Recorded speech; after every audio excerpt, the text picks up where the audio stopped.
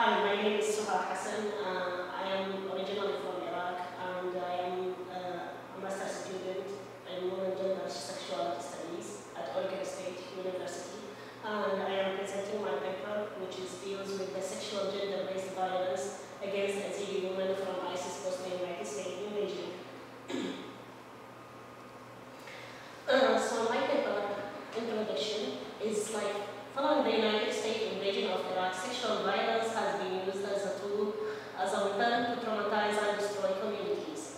The fall of regime was coupled with the disintegration of the Iraqi army, which consequently led to spread of armed civilians.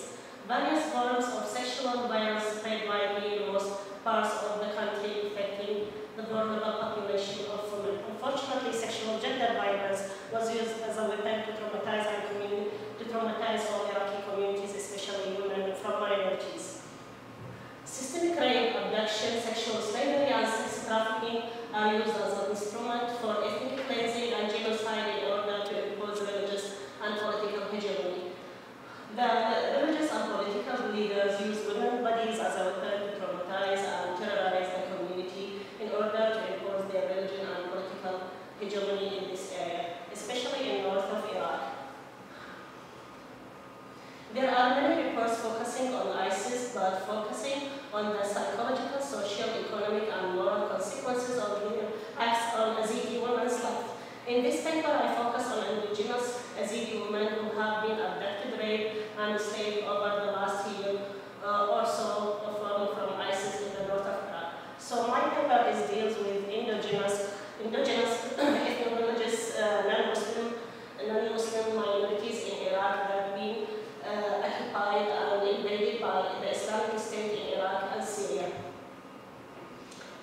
Islamic State in Iraq and Syria has used rape as a tool of domination, genocide, and ethnic cleansing against a small conservative ethno-religious group, the Yazidi, identified by ISIS as a Sabaya. War spoils, Yazidi women are raped by ISIS agents and sold for sex. So Sabaya in Islam means, Sabaya is old original word which means that war spoils, that women, bodies, and their life can be taken if they are not from the Islam religion. And the Islamic State used this context to rape women and destroy the Yazidi communities. Sexual gender-based violence especially was spread in north of Iraq, in Nineveh, especially in Sinjar city, which is